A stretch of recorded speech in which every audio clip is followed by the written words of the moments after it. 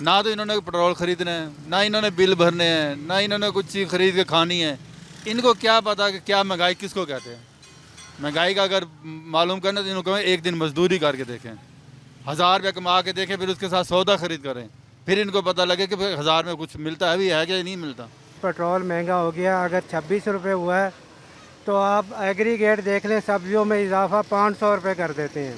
26 को या तो आप ज़रब दे दें 10 से, ये तो नहीं होता कि आप 26 को डिवाइड करें 26 सब्जियों में, लेकिन यहाँ पे जो डिवाइड होता है ना इजाफा, वो पेट्रोल से कई गुना ज़्यादा कर देते हैं।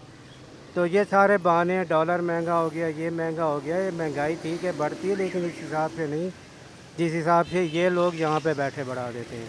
सब चीज़ महंगी है। अब ये देख लो, आप टमाटर ये 80 रुपये किलो बिक रहा है, जब 60 रुपये 50 रुपये किलो आवाम खुशहाल थी। अब पेट्रोल को देख लो 350 पहुँच गया, वो कैसे ले आवाम, क्या करे आवाम।